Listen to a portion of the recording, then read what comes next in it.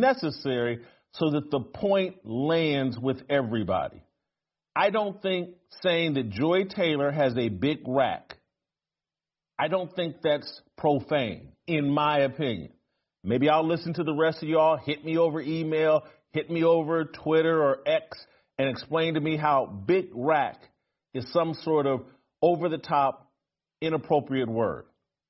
Or big cans is some sort of over-the-top, inappropriate word. Explain that to me, because you're talking to someone who's a recovering profanity-aholic.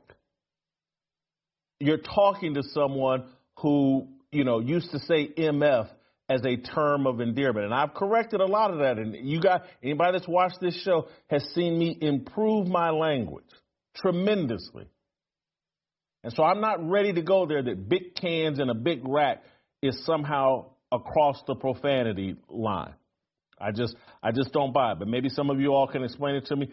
Back it up with some scripture when you try to explain it to me.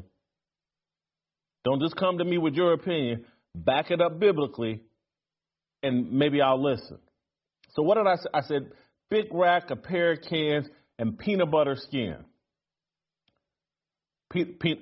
Someone walk me through how peanut butter skin is some sort of derogatory, inappropriate description of Joy Taylor or any woman. I am not the only man that's attracted or peanut butter skin is attractive to. That's almost a universal opinion. Everybody. Who doesn't like a woman with natural peanut butter skin or a woman that sits out in the sun 3 hours a day to get peanut butter skin? Black dudes, white dudes, everybody that I know likes peanut butter skin. I just don't see this as some sort of, oh, my God. And I've read or I saw it over social media. I was trending. Jason Whitlock faces backlash for sexist comments and inappropriate comments about Joy Taylor. Joy Taylor,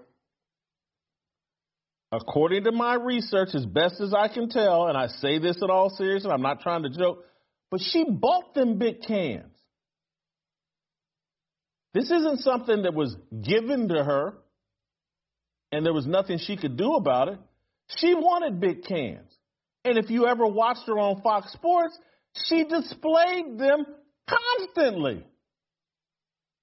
She wanted me, you, and everybody else to notice her big cans, her big rack.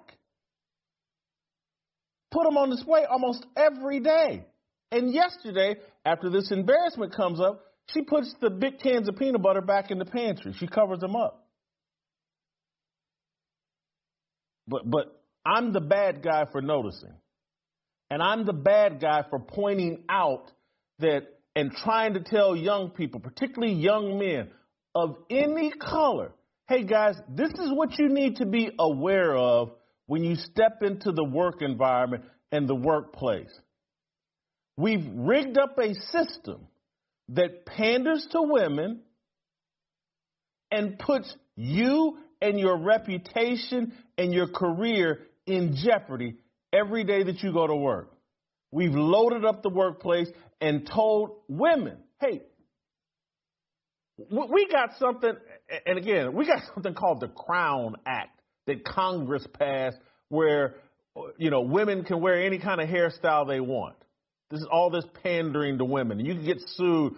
Somebody comes in with a crazy hairstyle and you say something about it, you can get sued. Bottom line, what they're trying to reinforce is women can come to work dressed any way they want. If they want to distract the entire office by wearing a bikini to work, you just have to deal with it. And I'm trying to tell young men, here are the consequences for when Eve walks into the garden and sees you over there. Well, oh, look at Adam. He's over in his little cubicle trying to obey God. And I'm not saying men are innocent in all this, but I'm saying the devil has a trap for us. He knows how weak and silly and penis-controlled we are. And that's all I confessed to yesterday, is that I'm the typical idiot man. You put a big rack and peanut butter skin in front of me, and I'm capable of doing something stupid. That was my point. People are sitting out as if Jason Whitlock thought Joy Taylor would give him some.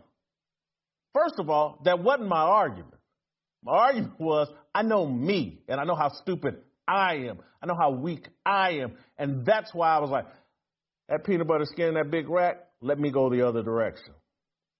But then just apply common sense to your argument. Go watch any of Joy Taylor's videos. And I'm not saying this to disparage Joy Taylor. I'm just being factual. Y'all think these women that buy these big cans and put them on display every day, that they got some kind of standard that he's too heavy, or he's too this, or he's too that, that 304s have some kind of line in the sand that they won't cross? That defies the history of the world, and it certainly defies the 57 years I've been on this planet. I'm not saying this disparagingly. I'm just saying it factually. You can talk a woman into damn near anything. That's just a fact. Consistent enough, clever enough, talk a woman into anything. That's just common sense. And it's like this whole system is set up for all of us to avoid common sense. And we all want to trash anybody.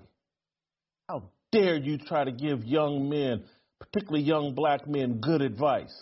How dare you share the wisdom that your father shared with you so that you wouldn't fall into these traps? How dare you share this with other men? Whitlock's the bad guy. Joy Taylor, and this is why the New York Times hasn't written anything as of yet. Maybe they're doing it right now and they got it published. But they're trying to figure out how they can make Joy Taylor the victim.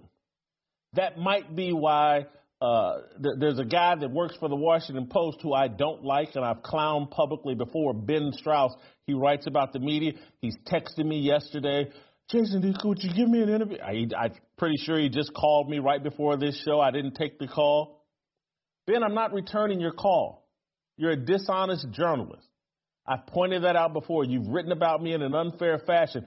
Your newspaper nor you are prepared to write anything truthful about the clash going on between people that believe in the patriarchy and people that believe in the matriarchy. Why would I hand over what I have to say to a news organization that's rigged against me? Just take my comments right here. Put those in your story. I'm not holding anything back here. Go watch what I said yesterday. But me getting on the phone with some reporter from the Washington Post and then having to wait around to see what he magically does with anything that I say? Nah, I don't need that. No interest in it. This whole system is rigged up to destroy people like me. I believe in a biblical worldview. I believe in the patriarchy. I believe that men and women complement each other. Y'all got men and women out here competing with each other.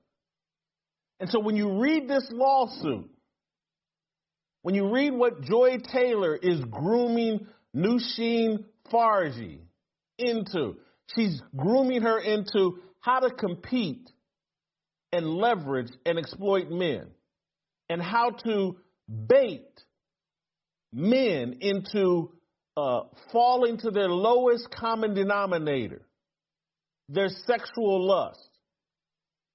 And then you got them by the balls, and now your qualifications don't matter, and now you can manipulate any and everything from behind the scenes because you've baited them into sexual malfeasance, sexual immorality. New York